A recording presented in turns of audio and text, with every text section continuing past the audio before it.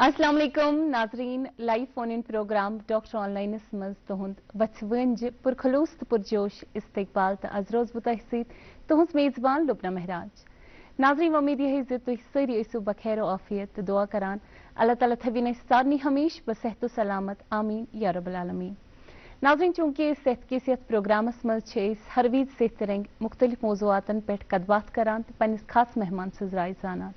अजकिस सेहत किस प्रोग्रामस मज करो पन्निस मेहमानस निश यह जानच कोशिश जे कैंसरुक युस जन तकलीफ छु यह यूता बढ़ान क्याज छु यह कैंसर कित कन परजनावो यह क्या गो यह कैंसर तो यह क्याज छु यूता डेवलप गसान अमुक इलाजो मुआलजात क्या छु इसने दस्तयाब सारनी कथन कड़ो फिट पन्निस खास एक्सपर्टस सनिस एक्सपर्ट जनाब डॉक्टर मीर मोहम्मद हुसैन सब यम जन assistant professor department of medical oncology SKIMS Soura श्रीनगरस मज।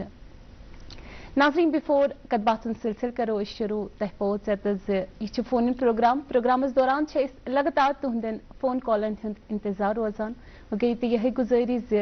ये तुम प्रोग्रामस मज शिरकत करियो प्रोग्रामस मज कॉल करियो पन्ने टीवी सेट वॉल्यूम थो कम सवाल पृछो मुख्तसर अल्फाजन मज तो किसी मौजूस पे बोले नाजरीन इस्तकबाल करो जनाब डॉक्टर मीर मोहम्मद हुसैन सबस। अस्सलाम वालेकुम डॉक्टर साहब। वालेकुम अस्सलाम। सठा शुक्रिया दावत ये प्रोग्रामस मज ताकि लोकन सत करो ये पे कत कि कैंसर क्या यह क्या बढ़ान तो अमिक प्रिवेंटिव मेजर्स तो अमिक ट्रीटमेंट स्ट्रेटजीज क्या सठा तुहद शुक्रिया सन दावत कबूल करने बापत तो कीमती वक्त कड़ने बापत ये प्रोग्रामस में शिरकत करने खतर। डॉक्टर साहब शुरुआत करो अमे सवाल निश तह निश करो ये जानच कोशिश कैंसर ये टर्म क्या कैंसर क्या गो अत पे कर तो वैसे तो ये कैंसरुक तकलीफ डेवलप कित गसान। अगर यह कैंसर यह ब्रॉड जनरल टर्म साइंसी तौर अगर वो यम बॉडी मज सेल कि सी बॉडी बन सेल बेसिक यूनिट लाइफ सेलो सत बनान पे सन टिश्यूज बनान organs so basically cell divide कर बढ़ान अत कम तम कर पे मरान क्या कर मगर यमन सेलन मज कैंसर गसान बेसिकली यह नेचुरल मैकेनिज्म थोमुत बैलेंस यह लॉस गसान यम मरान कि खाली बढ़ान बढ़नस जनरली कैंसर पे हे डिफरेंट ऑर्गन हूँ तथ हे अलग अलग तथ अलग अलग नाव तिम कैंसर। जी बिल्कुल डॉक्टर साहब यह जन कैंसरुक तकलीफ वनकस लाइक मैक्सिमम पॉपुलेशन वुचान वुचान कैंसरुक तकलीफ ज्यादा प्रिवलेंट अमि इंसिडेंट रेट क्या तो यह कूत प्रिवलेंट खासकर अगर कत करो वनकस अगर वो यह कैंसर वाकई तय वो कि बढ़ान डेफिनेटली पतम 20 वरी हावान कि ट्रेंडस कैंसर बढ़ान ये योत कह पूरे दुनिया मज सैनिस मुल्कस हिंदुस्तानस मज तशीर मज exactly. अगर वो WHO world health organisation Teej organisation अत पे खाली कर कि कैंसर शरह कत पे बढ़ान क्या ट्रेंडस रोजान तम कर through out world data collect तथ मज अगर वो एवरी ईयर वर्ल्डस मज वनकस अगर वो लगभग गसान 1,60,00,000 टू 2 करोड़ नई कैंसर केसेस रजिस्टर गसान इंडिया मज यह डाटा हावान अराउंड 19 to 20 लाख कैंसर वरियस मज गसान डायग्नोज यानी यम रजिस्टर गसान हॉस्पिटलन मज अत मज हे केसेस गसान रजिस्टर कहीं बट 19 to 20 लाख कैंसर गसान अगर J&K मज वो ये बिटवीन 12 to 13 सास नई कैंसर केसेस गसान यम ट्रेंड हावान कि ये परसेंटेज बढ़े कैंसर सो वही अत मज गई कि लुकन गई अवेयरनेस लुक इलाज खतर गसान टेस्ट यमो सत कैंसर डिटेक्ट गसान तम वनकन जाय जाय स्पेशली गवर्नमेंट हॉस्पिटल वो तक रूटीन टेस्ट इवन क्या हाई एंड टेस्ट तमो सत कैंसर जल्दी गसान डिटेक्ट तो अगर वजह अमिक वो कि वर्ल्ड पॉपुलेशन ये बढ़े कम से कम 2022 मज गई वर्ल्ड पॉपुलेशन 8 बिलियन कोर क्रॉस इंडिया पॉपुलेशन वनकस चाइना खुद ज्यादा तो J&K पॉपुलेशन बढ़े अगर शरह वो पॉपुलेशन बढ़नुक J&K मज 1950 टू 2025 कम से कम 25 to 30% पॉपुलेशन बढ़े अगर वो कश्मीर पॉपुलेशन 1960 मज 15 लाख वनकन टोटल J&K पॉपुलेशन लगभग 1 करोड़ 50 लाख सो अम बढ़े बे बढ़े लुकन हज लाइफ सर्वाइवल सत बढ़े यन वन एवरेज लाइफ एक्सपेक्टेंसी अगर वो आज ब्रो 50 वरी अराउंड 35 to 40 ईयर्स वनकन लगभग 60 वरी सो ज्यादा यूत बुजुर्ग लुक गई कैंसर डिजीज स्पेशली एल्डरली लुकन यूत ज्यादा ज्यादा पॉपुलेशन ज्यादा ज्यादा एज बढ़े तो कैंसर की शरह ये बढ़े अच्छी प्रेडिक्शन कि बढ़न अम खोत ज्यादा। बिल्कुल डॉक्टर साहब इसको पान फरमो जन कैंसर तकलीफ एल्डरली पॉपुलेशन मज मेजरली वुचान वनकस मगर अगर वो वनकस सान सोसाइटी मज वुचान यह कैंसर तकलीफ ना सिर्फ बुजुर्गन मज तकलीफ वुचान बल्कि यम जन नौजवान नौजवान मज वुचान मेजर पॉपुलेशन यमन जन कैंसर तकलीफ डिटेक्टेड गसान कम मेजर फैक्टर्स जन अकिस इंसानस अत खतरस मज त्रावान अमिस हे कैंसर तकलीफ बढ़ित। सो तह वो यह खाली डिजीज बुजुर्ग योत प्रत कुन एज एफेक्ट कर मगर अगर वो कुन कंट्री मज या कुन रीजनस मज पॉपुलेशन ज्यादातर बुजुर्ग या जन यूथ लाइक इंडिया मज यूथ ज्यादा पॉपुलेशन बट अगर ओवरऑल वो वर्ल्डस मज एल्डरली यंग पीपल तिज पॉपुलेशन ज्यादा बच्चन population around 10 to 12%। So 85 to 90% adults 10 to 12% बच्चन सो इसलिए पे हेकन प्रत कंस कर बच्चन वन थोड़ा कम शरह बिकॉज इन पॉपुलेशन कम। अगर वजह वो कैंसर अत मुख्तलिफ वजह अगर वजह हेकन मोरूसी कह कैंसर फैमिलीजन मज रन तथ मज खास कर ब्रेस्ट कैंसर या बड़न अंदरमन हथ कैंसर तो बे किस्म तम अराउंड 10 to 12%। बिल्कुल डॉक्टर साहब अत पे फर्दर ते कत बात जारी बे कम कम कॉजेस रोजान कम कम वजूहत रोजान जन कैंसर अख रीजन हेक बनित ऐसे जुड़ी प्रोग्रामस मज फर्स्ट कॉलर यह सवाल बोजो क्या हेलो जी अस्सलाम वालेकुम। वालेकुम अस्सलाम पन नाव वनु हज कत पे कॉल करा जी गुलाम मोहिद्दीन साहब जी सठा सठा इस्तकबाल तुहद प्रोग्रामस मज फरमायू क्या जान डॉक्टर साहबस नश पेशेंट देवला तमिस गो Udra core तमिस phone core तमिस 4 5 phone अहन पे डॉक्टर साहब बरस इमीडिएटली फोन जी पे तमिस 2 5 फोन तो तथ पे गो कम फोन कह अहन तथ पे कर कम यह तमो दोप तुम नियम तोवर पे वात तोवर तो तथ पे तमिस दोन बस दिवन कर कमर जी अहन सह कोर टेस्ट बी कर बाकी टेस्ट कर बी सुजब डॉक्टर साहब आज यो जी कर पगह सुंदरवार पगह तो फाइनल दिमो तिम टेस्ट नजर तो तम पे लेखो मेडिसन मगर मेडिसन लेख तमो फिलहाल तो वन जी वन क्या वन अहन खुदा न खास वह गो बी प्रॉब्लम आना लकोट तमिस एज 28 कर जी डॉक्टर साहब करो इंटरव्यू गुलाम मोहिद्दीन साहब तुंदिस पेशेंटस खून कम वालेकुम सलाम सो खून कम गसनिक वजह यह कैंसर तो यह नॉन कैंसर डिजीज अत वजह अत वन एनीमिया एनीमिया हेकान यस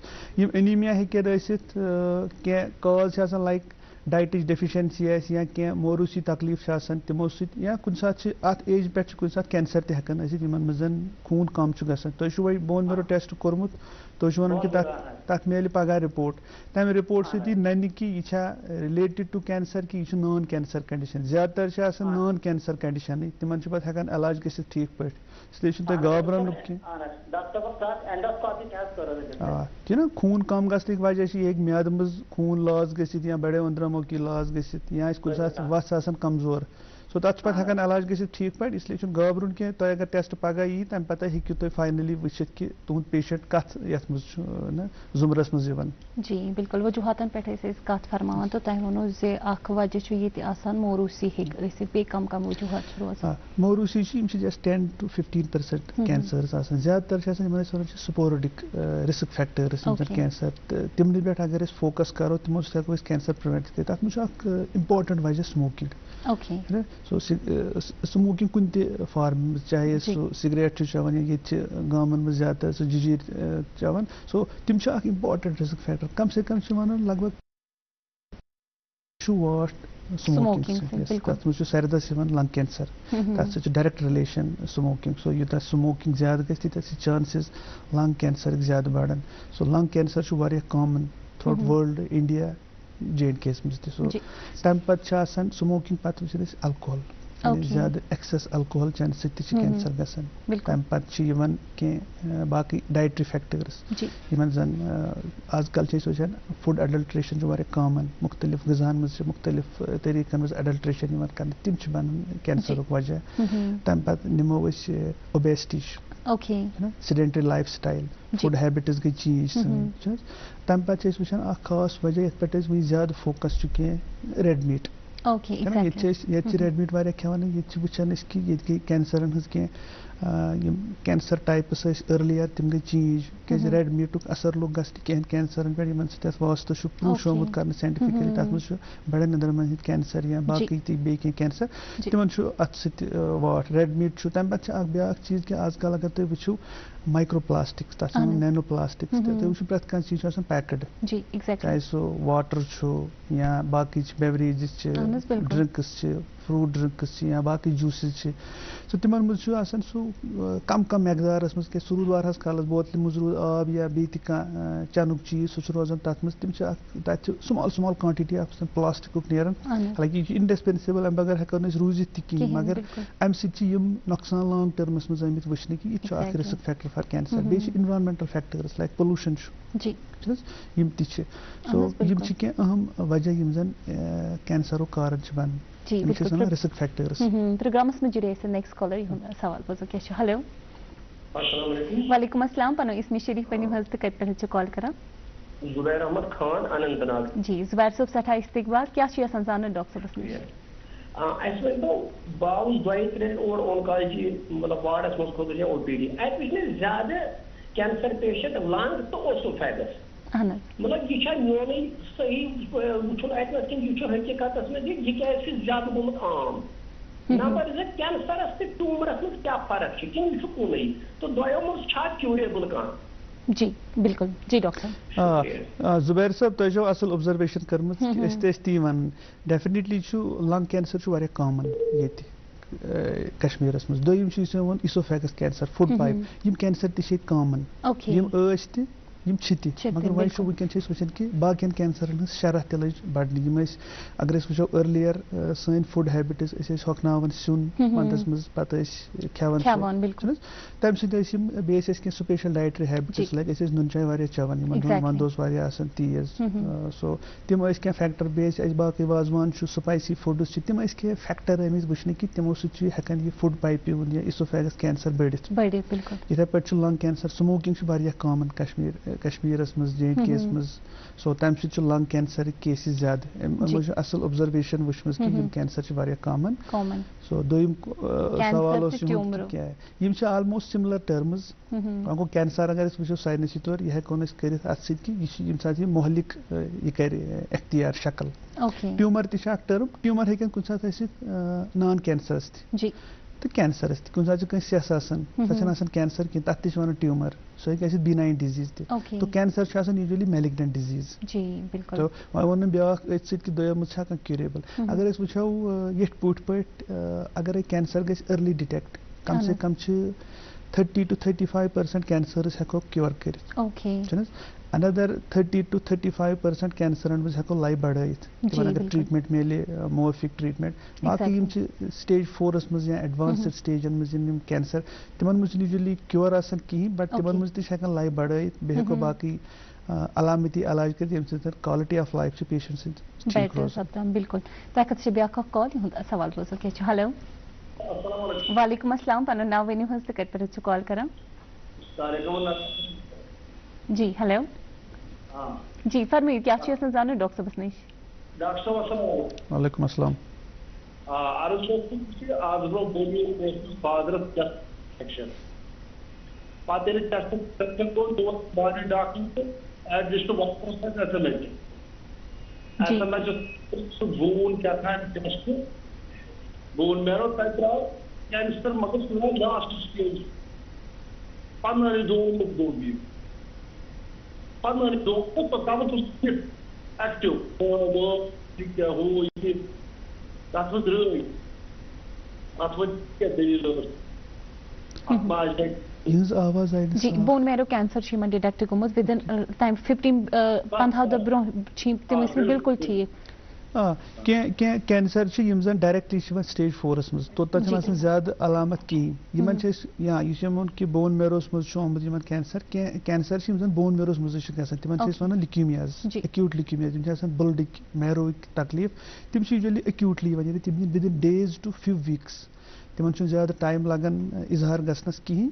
तो तथ मज हालांकि तिमन मज किस्म क्या किस्मन मज इलाज अगर असल पे गम बिल्कुल क्यूरेबल कहन मज एल्डरली एज पे ज्यादा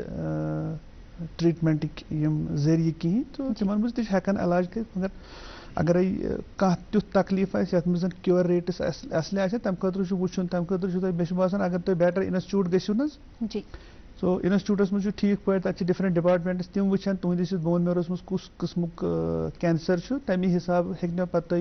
इंफॉर्मेशन दिख कि अमुक इलाज दस्तियाब अमुक अत हेकवा इलाज कर अत मिले फायदे या न मिले फायदे बिल्कुल डॉक्टर साहब इस सम कॉलर फरमान 15 दह ब्रो तमो बिल्कुल ठीक बट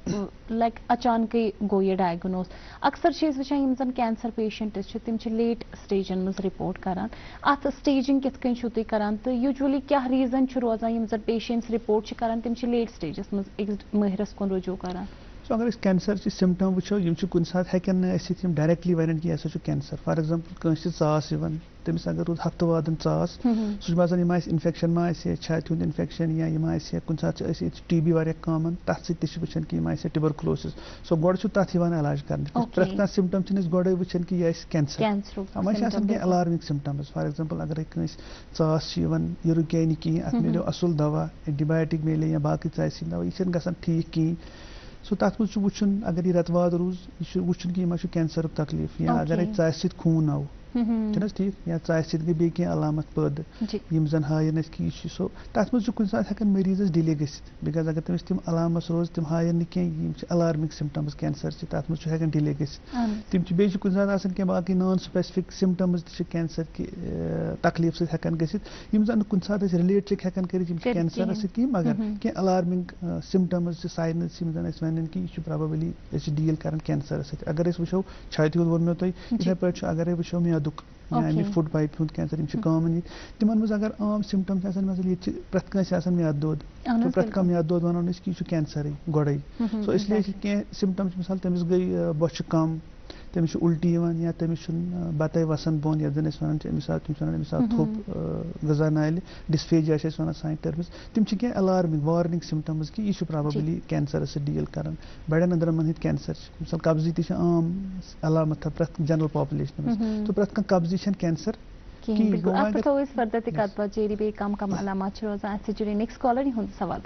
हेलो जी अस्सलाम वालेकुम पन नाव वनु तो कत पे कॉल कर जी फरमाइए क्या जान डॉक्टर सबस नश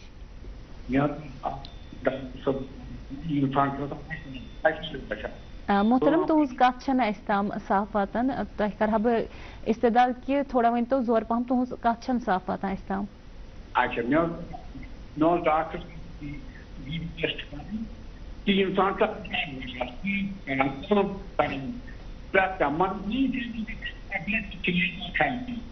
मोहतरम तह इस्तदा कर तुम थो पे TV सेटुक वॉल्यूम कम तो बे दोबार वन तो पन सवाल चूंकि तुज आवाज तम साफ वातान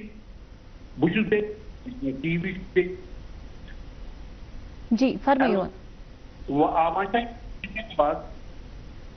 हेलो जी फरमाइयो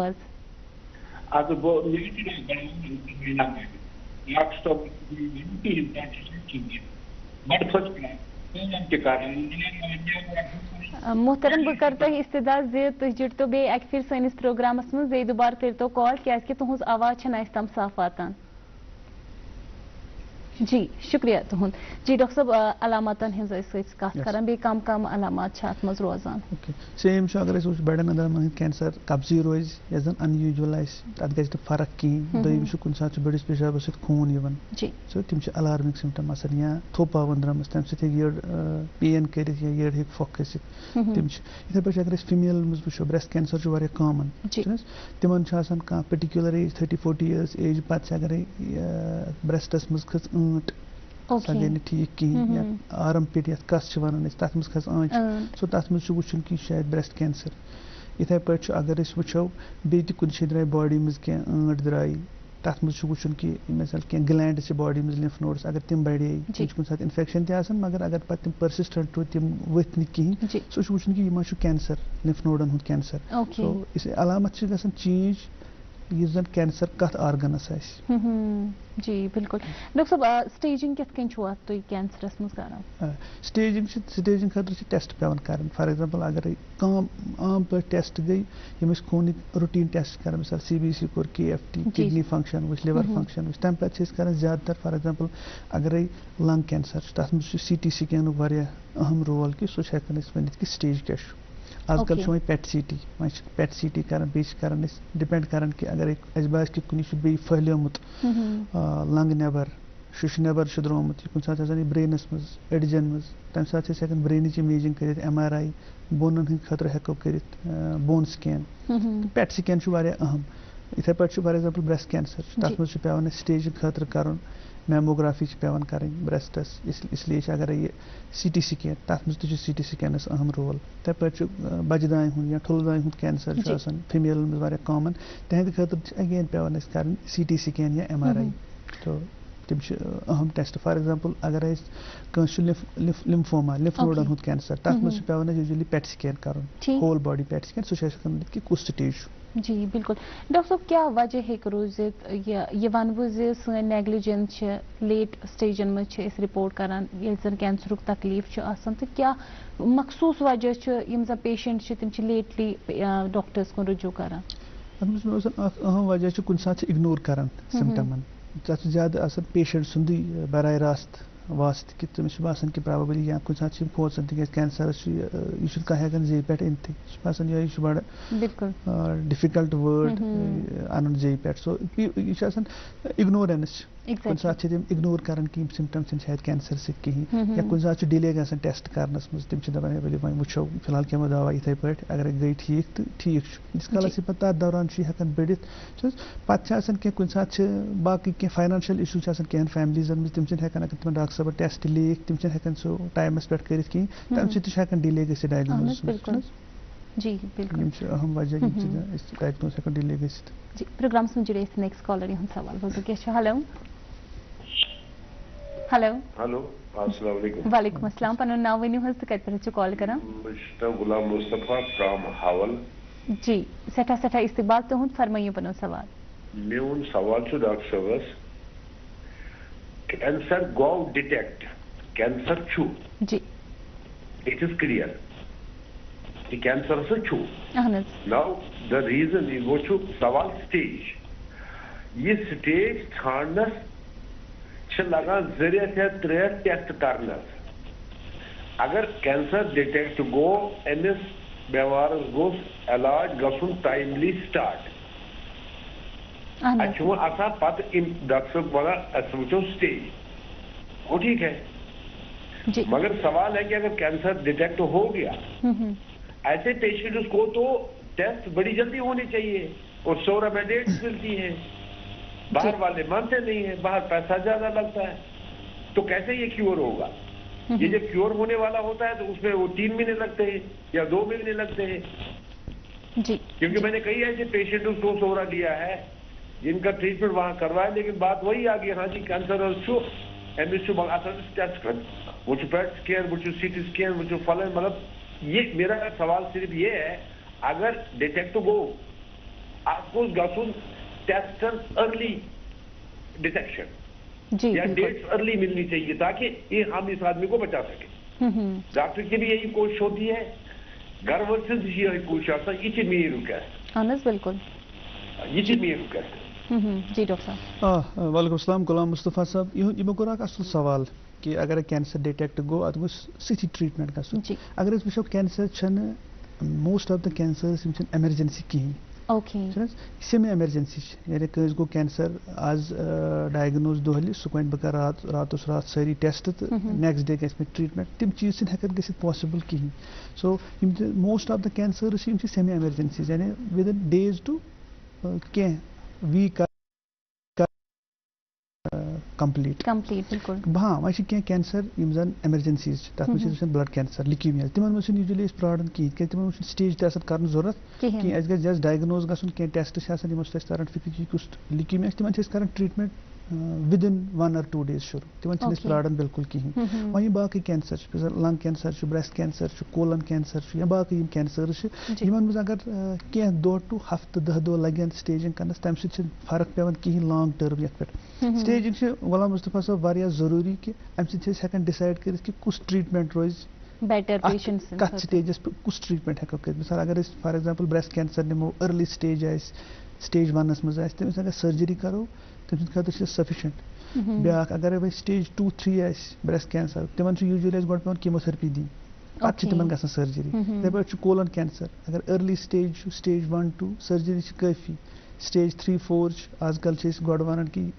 दिमो गो कीमोथेरेपी पे करो सर्जरी सो स्टेजिंग अहम ये डिसाइड करने खातर कि कुछ ट्रीटमेंट कत स्टेजस पे दिमो ताकि बेमारस मिल फायदे वह वन कि टेस्ट तक जरूरी इंस्टीट्यूटस मज state cancer institute most of the tests तम ऑन प्रायोरिटी इन खतर सपरेट फैसिलिटीज आम नई डायरेक्टर साहब तम पे सठा फोकस थत कि वन ग सोरे गन क्विकली तथ मज CT स्कैन MRI या पेट CT ती बाकी टेस्ट तम तथ पे सठा जोर लगित कि प्रत कह टेस्ट गन प्रायोरिटी पे तम गसन तक मल्टी डिसिप्लिनरी बोर्डस मज डिसाइड कर कि कम टेस्ट जरूरत कुछ ट्रीटमेंट मिल पे तथ स्टेजस पे को स्टेजिंग जरूरी अम सब कि वो अस कुछ इलाज पे कत स्टेजस कर बिल्कुल डॉक्टर साहब ये जन वजूहतन हज कत फरमायो तह फरमायो वजह जन मोरूसी हेत अगर फैमिली मेम्बरस कैंसर तकलीफ रूजमुत इज इट लाइक जो अब फैमिली में नेक्स्ट जनरेशन आ रही है कि उनको चांसेस हैं कि उनमें भी खुदा न ख्वास्ता होने के चांसेस रहेंगे कैंसर मोरूसी तकलीफ वन कि मोरूसी कैंसर जस्ट 10 to 15% कैंसर शरह तथ मज पर्टिकुलर कैंसर्स तथ मज अगर वो ब्रेस्ट कैंसर या बड़न अंदरमन कैंसर बे बजदान हूँ कैंसर बे प्रोस्टेट कैंसर या कैंसर पेनक्रियाजुक तिमन मज पे स्पेसिफिक जेनेटिक टेस्ट्स कर वुचान कि यह वाकई यम कि मोरूसी कैंसर तम टेस्ट कर तथ for example breast cancer female मज कुछ पर्टिकुलर एज पे अगर तम यंग खास ब्रेस्ट कैंसर तिमन मज तथ one ब्रेका mutation BRCA1 BRCA2 mutation तम अगर पेशेंटस मज तम पॉजिटिव पे वुचान कि अमिस मा फैमिली हिस्ट्री अम first degree second degree relative मज तिमन पे तिमन काउंसल कर तम खतर अलग ब्रांच तिमन जेनेटिक काउंसलर्स तम पे वुचान कि अत particular genetic factor associated cancer अमिक कह चांसेस कि यह अहन बचन मज तम तथ मज काउंसलिंग कर पे वुचान कि तिमन मज अगर तम चांसेस तिमन पे अर्ली हेकान वो क्या इंटरवेंशन करो सो दैट तम हेकन बचित कैंसर नश डॉक्टर साहब ये जन तुह नश पेशेंट रजू करान यम साइंस एंड सिम्टम्स बासान यम जन कैंसरस कुन रिलेट करान तम इनिशियली कम टेस्ट तुम डायग्नोसिस खतर करान सो यह डिपेंड कर कि कुछ कैंसर कैंसर अक डिजीज कम से 200 किस्म एग्जैक्टली अगर वो ये कैंसर यह कुन ऑर्गनस इन्वॉल्व पे डिपेंड कर कि तमी हिसाब से पे टेस्ट कर फॉर एग्जांपल अगर कहीं ब्लड कैंसर सो यह वस मज तम खतर रूटीनस मज CBC पेवन कर बे बाकी आम यम टेस्ट कर बे बोन मेरो पेवन कर बोन मेरोस पे कह स्पेशल टेस्ट कर आजकल तम इंस्टीट्यूट गसान फ्लोसाइटोमेट्री बे बाकी कह टेस्ट तम नान यह कुछ टाइप ऑफ लिक्यूमिया तमी हिसाब से पे इलाज कर इथे पे ब्रेस्ट कैंसर अमिस करो CBC KFT LFT routine test बे करो अमिस खास कर मेमोग्राफी ब्रेस्टुक बे हेको CT स्कैन कर छाति एब्डोमिनस तम सत वो कि यह कुछ स्टेज इथे पे फॉर एग्जांपल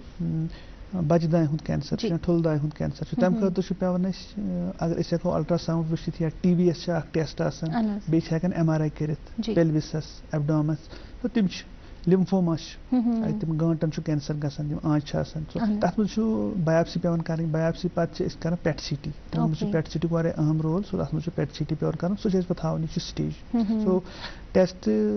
कत कैंसरस कम करो डिपेंड कर कि कैंसर कत जाए तमी हिसाब से पे टेस्ट कर जी बिल्कुल यह जन तुम फरमाओ लंप हो या ईंट ही कुन जाए आसान इज इट नेसेसरी कि एवरी टाइम अगर ईंट या लंप हो महसूस go that is the indication of cancer depend करान कि अगर फॉर एग्जांपल कहीं द्राय गर्दन मज ٲंट या आरम पेटस मज या बनिस कचस मज सो तम ٲंट हेकान ٲसित कैंसर डिपेंड करान पत कत एज पे बे मासन कुन सात इन्फेक्शन त करान अगर कस चास जुकाम कुछ तमिस ٲंट खसान गर्दन मज तम हेकन ٲसित ऑलवेज यह कैंसर कहीं तथ पत पेवन वुचुन कि यहज क्या नवियत इन आंचन हज अगर एंटीबायोटिक दुत गया ठीक न गया ठीक बे क्या एसोसिएटेड अलामत या कंस तफ रोजान कंटिन्यूसली वारिया अर्क वजन कम गसान तथ सूरत मज कि शायद लंप या गांठ द्रामच यम हसा प्रोबेबली कैंसर तकलीफ। जी बिल्कुल डॉक्टर साहब एज पर तम पेशेंटस साइंस एंड सिम्टम्स रोजान डायग्नोसिस कर तो वन अगर पेशेंटस इनिशियल स्टेजस पे कैंसर तकलीफ डायग्नोस गसान इनिशियली ये जन अमिस ट्रीटमेंट शुरू करान यह क्यूरेबल रोजान यह इम्पोर्टेंट क्वेश्चन तक ज्यादातर लुकन यह नोशन कि कैंसर शायद क्यूरेबल कहीं बिल्कुल सो तह पोज कहीं अगर अर्ली स्टेजस पे कैंसर करो डिटेक्ट तिहद cure rate high for example यह लिम्फोमा तो वो गांठन हूँ कैंसर अगर ये lymphoma stage 1-2 95 to 100% cure rates अगर स्टेज 3 60-70% हेकन क्यूर गि ब्रेस्ट कैंसर अगर स्टेज 1 मज आव early stage disease stage 1 somewhere 85 to 95% cure rates इथे पे स्टेज 2 70 to 80% क्यूर रेट्स बाकी इथे पे कैंसर अगर अर्ली स्टेज पे पिक गसन तिहज क्यूर रेट्स हाई लेट स्टेजन पे क्यूर रेट्स कम। जी जी बिल्कुल ये जब पेशेंट एडवांस स्टेजस मज तुम कुन अप्रोच करान एडवांस स्टेजस मज क्या क्या कॉम्प्लिकेशन है अमिस पेशेंटस ये एडवांस स्टेजस मज क्या ट्रीटमेंट नश दस्तियाब यह डिपेंड करान कि कत कैंसर फॉर एग्जांपल अगर एडवांस्ड स्टेज ब्रेस्ट कैंसर निमो तिम टेस्ट कर तिमन मज असल ट्रीटमेंट तिम तक वरी वादन जिंद रोजित बिल्कुल ट्रीटमेंट यह कैंसर यह मल्टी डिसिप्लिनरी अत मेडिकल ऑन्कोलॉजिस्ट सुंद सेंट्रल रोल सत सर्जिकल ऑन्कोलॉजिस्ट या बे बाकी डिपार्टमेंटन हंद सर्जन्स ब्या ब्रांच तथ वन रेडिएशन ऑन्कोलॉजी तिहद सो रलित मिलित पे डिसाइड करान कि कमिस मरीजस कत स्टेजस पे कुस इलाज रोज मुवाफिक स्टेज 3-4 स्पेशली स्टेज 4 एडवांस तिमन ज्यादा रोल मेडिकल ऑन्कोलॉजिस्ट सुंद रेडिएशन ऑन्कोलॉजिस्ट सो डिपेंड करान कि कुस कैंसर कुस टाइप तमी हिसाब से डिपेंड करान अगर वो ब्रेस्ट कैंसर स्टेज 4 मज आव इन मज क्या कस्म इन मज ओरल टेबलेट हेकन दित हार्मोनल थेरेपी कीमोथेरेपी आजकल लंग कैंसर अगर ये स्टेज 4 मज आव अत मज क्या आजकल तिथ टारगेटेड ड्रग्स यमो सो मरीज हेकन वरी वाद जिंद रोजित स्टेज 4 मज बे इम्यूनोथेरेपी अलग सो कॉस्टली थोड़ा बट तम सह असल result Amit colon cancer stage 4 मज आव यमन ट्रीटमेंट यम जन लगभग एवरेज 3 to 4 years हेकन स्टेज 4 मज जिंद रोजित इलाज करने मुख्तलिफ किस्म दवा कीमोथेरेपी टारगेटेड ड्रग्स सो तिम हेकन वारस कलस जिंद रोजित जन आज ब्रोट 20 वरी पॉसिबल ट्रीटमेंटस मज रिफाइनमेंट 20 वरियन मज for example lymphoma stage 4 lymphoma कहें लिम्फोमा स्टेज 4 मज ती chances of cure around 40 to 50%। सो इसलिए उम्मीद त्रावन कहीं इलाज खतर यून मुवाफिक डॉक्टर साहबस निश मुवाफिक हॉस्पिटल इंस्टीट्यूटस मज सारी डिपार्टमेंट कैंसर इलाज करने खतर सो तत बेटर इलाज मिलान इथे पे श्रीनगर मेडिकल कॉलेज तिमन तिमो यह कोर्मुत तत बाकी डिपार्टमेंट तत गसन ठीक इलाज। जी बिल्कुल तक कॉल हुन सवाल बोसो के हेलो वालेकुम अस्सलाम पन नाव वेन्यू हस त कत पे कॉल करा बस जिया रहना फ्रॉम सोरा जी जिया रहना सब सठा इस्तकबाल तुम प्रोग्राम मज फरमाइयो क्या जान डॉक्टर साहबस निश तुम शुक्रगुजार मे गुजारिश यून डिपार्टमेंट ऑफ मेडिकल ऑन्कोलॉजी कर जी बिल्कुल मुबारक मुस्तक लोड काफी डिपार्टमेंट सपदान बिल्कुल बिल्कुल मे गुजारिश डॉक्टर साहबस कि यह गोस गसन डिस्ट्रिक्ट लेवल पे गसन कीमोथेरेपी स्टार्ट पेशेंटन हूँ जी वनकस चलान ट्रीटमेंट तो दोम गुजारिश कि इन क्या टाइप वन हसा टाइप कैंसर वन तो वनकस अत टाइप कि बिल्कुल 100% क्योरेबल गसान इन ट्रीटमेंट गि पे बिल्कुल तम क्या वनकस ठीक डॉक्टर साहब दिन अत जानकारी शुक्रिया सठा शुक्रिया सैनिस प्रोग्रामस में जुड़ने बापत ये रत सवाल सैनिस डॉक्टर साहबस आज प्रश्न बापत जी डॉक्टर रैना साहबन कर असल सवाल कि लोड ज्यादा तक पता बट कम इंस्टिट्यूटस मज गसान सह ओनली मेडिकल ऑन्कोलॉजी योत कह तथ बाकी department whole institute administration director साहब तिम तिहद फोकस रात राउंड कर स्टेट कैंसर इंस्टिट्यूटस कि यह गोस अपलिफ्ट कत पे कत पे हेको सर्विसेज ज्यादा बेटर तरीकस मज दित तम सुन फोकस तह कि यह गोस डिस्ट्रिक्ट लेवल पे कह चीज यम जन हेकन गसित तत सो तथ पे अगर तुम वो यूनियन बजट गो 1 फरवरी यूनियन बजट तथ मज दित तमो कि 200 डिस्ट्रिक्ट्स कर तमो एयर मार्क कि तत बनाए तम डे केयर सेंटर्स बिकॉज यह वुचित कि कैंसर इंसिडेंस बढ़ान वारिया पेशेंट तह इलाज खतर यवन लुकन हज इकानमी तह समहाउ बेटर कि तम हेकान इलाज कर government side Ayushman Bharat scheme तथ मज most of the chemotherapy drugs वनकन मिलान सो तम सो लुकन वारिया फायदे सो तथ मज कि सह पॉलिसी गवर्नमेंट तथ मज ऑलरेडी अगर तमो तह पोरमुत सह कि 200 डिस्ट्रिक्ट्स यन एयर मार्क कर 15 मज तत हेकन कीमोथेरेपी सर्विसेज शुरू गसित सह ऑलरेडी गवर्नमेंटन प्रायोरिटी पे निमुत तो बे गवर्नमेंट पॉलिसी डिसीजन्स वन कि डिस्ट्रिक्ट लेवल पे गसन तो बट गवर्नमेंट पे सीरियसली काम कर वनकस तक अगर तुम वो JNK मज गई पतमें 7 वर्यन मज 7 मेडिकल कॉलेज बने तिमन मज तम कोशिश कर कि ऑन्कोलॉजी सर्विसेज गई सो दैट यह इलाज मिले लुकन डोर स्टेपन पे बिल्कुल तो दोयम क्वेश्चन कि कह किस्म कैंसर बिल्कुल अगर वो कि अगेन रनर्स अप डिपेंड कर कि स्टेज कुछ तुम वो अगर early stage breast cancer colon cancer तम स्टेज 1-2 डिजीजन क्योर रेट्स 90% तम खोत अलाव इथे पे लिम्फोमा वो में स्टेज 1 अगर 98-100% क्योर रेट्स अगर in stage 4 somewhere 40 to 50% germ cell tumour मसल तम फीमेल मज तो मेल मज स्पेशली यंग टेस्टिकुलर कैंसर गो या फीमेल गो थुल दान हुंद cancer specially germ cell tumours बे ब्या किस्म कोरियोकार्सिनोमा तम तम फीमेल मज तम कैंसर तथ वाट बच्चे जनस तिमन मज लगभग 99% क्योर रेट्स अगर तुम अर्ली स्टेज पे डिटेक्ट तपे टेस्टिकुलर ट्यूमर वो अगर स्टेज 1 क्योर रेट्स 95-100% स्टेज 3 अगर तिम 40 to 50% क्योर रेट्स अगर तिम असल इलाज मिले बिल्कुल सो यह वेरी गसान तम कैंसर कैंसरस मुतलक बड़ नोशन कि स्टिग्मा लुकन तम पे वन कहीं तिम कैंसर सो अ पेशेंट जन वो फॉलो अपस पे कहें तम यूजुअली अत बोड़ बार यह कि लुक गुजरान तकलीफ सह ज्यादा तुंद जिक्र कर अगर तुम पन्निस सोसाइटी मज हमसाय या रिलेशन तम वन फलानी गुजरो कैंसर सह फलानी मगर हम क्योर गमित तिहद जिक्र गसान कहीं फलानी गो कैंसर सोसाइटी मज यह कि फलानी गो कैंसर सह ठीक तथ मज पेशेंट यूजुअली सह हेजिटेट कर सोशल इशूज तम वन नुम कहीं कि कैंसर तो गई ठीक कह इशूज तम तम एक्सप्रेस कर सो तम चीज कि तम गई ब्रोट कुन सर्वाइवर्स तम अगर पन डिटेल्स वन कि तम कत गई ठीक तम कुछ जर्नीस मज ड्यूरिंग ट्रीटमेंट क्या क्या मुश्किलात गई तम पे कत पे कोर तमो सोरे ओवरकम तो तम गई ठीक तम हेकन अगर तम पन स्टोरीज दिन ना पॉजिटिव परसेप्शन मिल कि कैंसर इनक्यूरेबल कहीं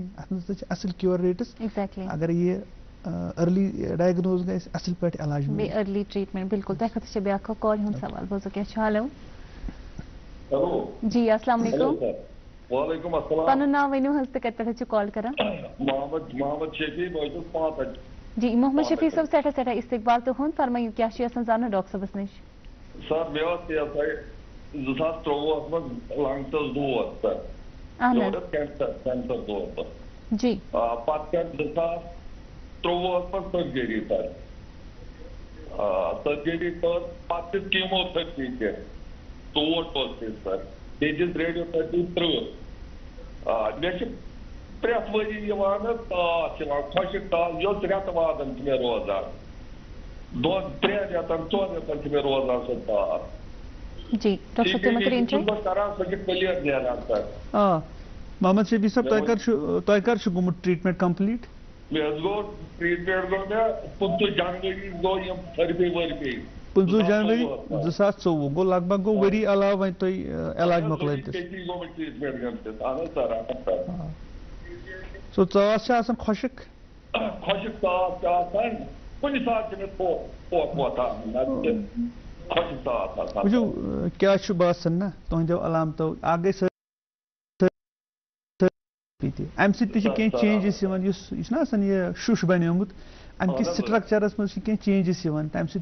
फाइब्रोसिस गो रेडिएशन इंड्यूस्ड फाइब्रोसिस तथ मे चांसेस रोजान कि मामूली अगर इन्फेक्शन गो तुम हेकु चास गि इसलिए अत ज्यादा तुम ना एहतियातन नीन तुंद गो मास्क थवन दिथ यन गर्द आ ज्यादा भीड़ आ ज्यादा तिम प्लेसेस गन अवॉइड कर पन्निस डॉक्टर साहबस एवरी 3 मंथली गि तुंद चेकअप करनाउन तो यमिस ते हावन चाहे तुम मेडिकल ऑन्कोलॉजी या रेडिएशन ऑन्कोलॉजी में हावन तुंद गि 3 रेत पन चेकअप करनाउन बें वैक्सीनेशन कर तुम स्पेशली सेप्टेम्बर अक्टूबरस मज सो फरमायू सर वैक्सीनेशन करान 3 रेत ऑन्कोलॉजी चेकअप कर शक थवन कहीं शक चेकअप करना जरूरी सर्जरी गई जी तुंद मोहम्मद शफी साहब तुंद अगर तुम वन कि मे कर टेस्ट CT स्कैन कर तम नॉर्मल घबरान तुम कहीं तुम असल एहतियात नीन बे तुम छाति हंदिस डॉक्टर साहबस तम पल्मोनोलॉजिस्ट वन या रेस्पिरेटरी स्पेशलिस्ट सो कह चेंजेस शुश किस स्ट्रक्चरस मज ना तम वो बासान कि चास ना हेथ मज मज पे रोजान वारस कालस प्रॉबेबली यह कैंसर रिलेटेड वनकन कहीं बट कैंसर किस ट्रीटमेंट रिलेटेड कह साइड इफेक्ट गसान जन पे रोजान अत तुम एहतियात कर यह रोज ना अम रोज ज्यादा परेशानी कहीं बे असल पे फॉलो अप कर मिनिमम 5 वरियन रेगुलरली इंस्टीट्यूट यून जी जी सठा शुक्रिया तुहद सनिस प्रोग्रामस में जुड़ने बाप डॉक्टर साहब कैंसर तकलीफ जन कत कर खुशीन कत जन तुम फरमान इनिशियल स्टेजस पे जन डिटेक्ट गसान यह ऑलमोस्ट 99% क्योरेबल रोजान डॉक्टर साहब वन पेशेंट अम कैंसर तकलीफ सत कंप्लीटली क्योर गसान अत मज चांसेस आसान अमिस पेशेंटस हे कैंसर तकलीफ बे वापस यह अहम क्वेश्चन कोर कि ये पे अमिस वन मोहम्मद शफी साहब वन कि सर्जरी गई कीमोथेरेपी रेडियोथेरेपी मेल लगभग 14 रेत अलाव यह गोमुत बट फॉलो अप पे कर डिपेंड कर कि अगर अर्ली स्टेज रिकरेंस चांसेस वापस इन चांसेस कम आसान इसलिए थवन स्ट्रिक्ट फॉलो अप इनिशियल 2 वरियन मज पेवन एवरी 2-3 रेत हस्पताल यून वुचान कि तुथ मा मे गई रिकरेंस वो सह करो अर्ली पिक कम से कम मिनिमम 5 वरियन रेगुलर स्ट्रिक्ट फॉलो अप कर अत दौरान चांसेस ज्यादा कि यह वापस तकलीफ पे 5 वरी पे चांसेस ऑफ रिकरेंस कम गसान खत्म गसान स्टिल पे रोजन लाइफ लॉन्ग फॉलो अपस पे स्पेशली अगर यंग एज पे कैंसर गोमुत सो तिम चांसेस डिपेंड कर कि कुछ कैंसर तथ क्या टाइप सह कुछ स्टेजस मज तथ पे डिपेंड कर कि रिकरेंस कत चांसेस रोजन फॉर एग्जांपल अगर वो ब्रेस्ट कैंसर स्टेज 3 मज गो ट्रीट क्यूर चांसेस कम से कम 60% बट वापस इन चांसेस कम से कम 30-40%. सो तिम वापस तिम यूजुअली गोडन 2 to 5 वरियन मज इसलिए रेगुलर फॉलो अप थवन शेड्यूल बे टेस्ट कर वुचान यह आव इथे पे वो मे लिम्फोमा मज अगर स्टेज 4 ति वो मे कम से कम 40 to 50% चांसेस क्योर मगर अराउंड अदर 50 to 60% चांसेस कि यह वापस तथ मज पेवान रेगुलर बाजत फॉलो अप थवन तथ मज एग्जामिनेशन कर कह टेस्ट कर स्पेसिफिक टेस्ट यह नन कि खुदा नखस्ता यह आव वापस तथ हेको बे अर्ली हेकोन सह वुचित तथ हेको बे इलाज कर ति पेशेंट यमन वापस आव कैंसर पे गो बे ट्रीट तिम गई पे ठीक. जी बिल्कुल डॉक्टर साहब ड्यूरिंग ट्रीटमेंट या आफ्टर ट्रीटमेंट यम पेशेंट कैंसर तकलीफ यमन कह एहतियाती तदाबीर पेवान अपनावन ताकि यह कैंसर तकलीफ यह ना वापस कैंसर अगर वो पान डिजीज अम बॉडी हज इम्यूनिटी कम गसान ट्रीटमेंट मिलान चाहे सह कीमोथेरेपी या रेडियोथेरेपी या इम्यूनोथेरेपी या कह टारगेटेड ड्रग तम बॉडी हुंद इम्यून सिस्टम कमजोर अत दौरान चांसेस कि इन्फेक्शन गसित सो तम प्रिवेंट करने खतर इन्फेक्शन दूर करने एहतियात पे बड़ स्ट्रिक्टली थवन केयर गिवर फॉर एग्जांपल कंस घरस में हस्बैंड या वाइफ या सिस्टर ब्रदर तिम केयर टेकर तिमन एहतियात थवन कि तिमन तक क्या ज्यादा चांसेस इजीली इन्फेक्शन हेकन रटित तम पे कॉम्प्लिकेशन गसान बे क्या बाकी यम जन कॉम्प्लिकेशन अत दौरान कमजोरी हेकन ज्यादा खेत गजा कहें वीक गसान मसल मास लॉस गसान न्यूट्रिशन बड़ ख्याल थवन कि गस असल न्यूट्रिशन मिलन डिजीज सत दवाओ सत तिम चीज गमित यम जन मल कहीं रोजान सो तथ मन असल केयर न्यूट्रिशन खतर बे थोड़ा असल ना लाइफ स्टाइल ते अपनाउन यानी हेल्दी लाइफ स्टाइल असल गजा खेन थोड़ा अगर कीमोथेरेपी हंदन गोड़िकिस हफ्तस मज एहतियात बरतुन तम पे हेकन बे थोड़ा लोच एक्सरसाइज कर सो दैट रोजन फिट तिम एहतियात जरूरी अपनावन बे मेंटली ते स्ट्रांग रोजन यह मेंटल स्टेटस यूता स्ट्रांग रोजन पॉजिटिव रोजन तूता असल मिलन ट्रीटमेंटिक असरात क्योर रेट ज्यादा हेकन तम बढ़ित बे डिप्रेशन कि तम बाकी कॉम्प्लिकेशन तिमो नश बचित बिल्कुल डॉक्टर यह पान फरमान मेंटली स्टेबल पेवान रोजन क्योंकि मेंटल स्टेबिलिटी सत ट्रीटमेंट सह ज्यादा इफेक्टिव रोजान डॉक्टर ये जन कैंसर कत करान पेशेंट जन यूजुअली वुचान सह साइकोलॉजिकल इम्पैक्ट अकिस पेशेंटस पेवान तकलीफ एंड वी सी हमारी सोसाइटी में कि ये नोशन है कि अमिस तकलीफ वारिया हेजिटेट ते करान ये तकलीफ वन खतर ड्यूरिंग ट्रीटमेंट अमिस क्या साइकोलॉजिकल काउंसलिंग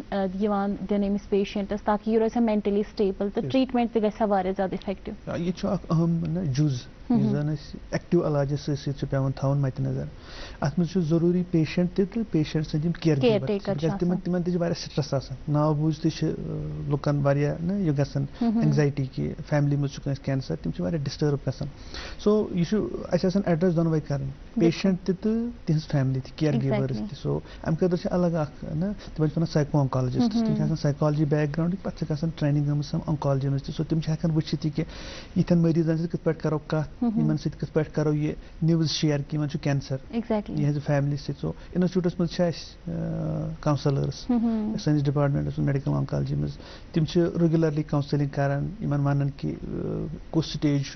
ट्रीटमेंट पॉजिटिव चीज वन जन तिम पान ठीक रोजान तिहज फैमिली बे बाकी सपोर्ट अत फाइनेंशियल ते implication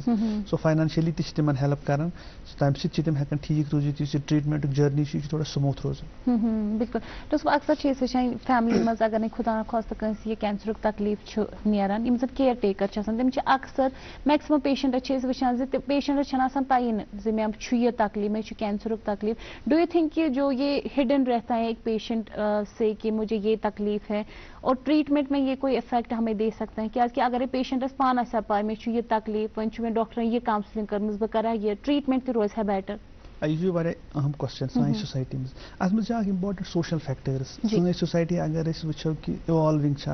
towards more civilised form कुन पकान अगर वो आउटसाइड J&K दिल्ली मज या चेन्नई मज या बेंगलोर मेट्रोज तक वन कि तकलीफ लुक एक्सेप्ट कर एक्सेप्टेंस रेट कह तूत कॉमन कहीं वन गई पतिम 15-20 वरी अमिक शरह बढ़े वन गई लुक अत थोड़ा ज्यादा अवेयर तो यह definitely maximum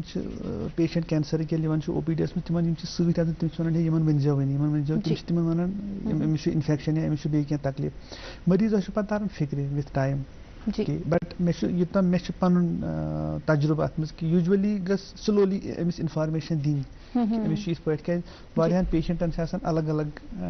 desires dreams life या क्या सोशल रेस्पॉन्सिबिलिटी तम हे सह शेयर कर सो definitely should at a time हेको न तमिस वन कि कैंसर तो सह खोज तम अगर रफ्त रफ्त तमिस वन कि तकलीफ सह एडजस्ट गोमुत सो यह गोस गसन दूर यह सान सोसाइटी में sort of taboo level of acceptance on एक पेशेंटस वारिया इंपॉर्टेंट कि सह करे एक्सेप्ट कि यह न्यून कि यह बाकियन तकलीफन पे फॉर एग्जांपल डायबिटीज या कंस कॉर्नरी आर्टरी डिजीज या रेनल फेलियर तम सह एक्सेप्ट कर यथ सह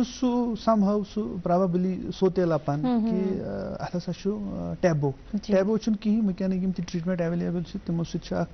good percentage of cancer patients ठीक गसान ये साई सोसाइटी में एंड नंबर ऑफ ये स्टिग्मा जो है ये हमें अपने दिमाग से निकालना चाहिए. We see that it is curable if detected at early stages. बहरहाल डॉक्टर साहब तुहद सठा सठा शुक्रिया सन दावत आज कबूल करने बापत योर तशरीफ आने बापत यीज जानकारी अस तह सान नाजरीन तम वातान बापत तुहद सठा सठा शुक्रिया. तुहद सठा शुक्रिया कि तुह दिस दावत बेस मौके पन्न कम कैसा तजुर्बात तम कर लुकन शेयर ताकि लुकन लगे अत डिजीज मुतलक जानकारी मुख्तलिफ पहलुआतन पे. जी बिल्कुल सठा शुक्रिया. नाज़रीन तुहद सठा शुक्रिया वनिक ताम सोन प्रोग्राम वुचने बापत ये प्रोग्रामस मज शिरकत करने बापत. इंशाल्लाह इन सपद तह सह मुलाकात अक्स नईस मौजूस नईस मेहमानस सत. तोतन ताम थो पन्ने सेहतु ख्याल तुह खुदायस हवाले.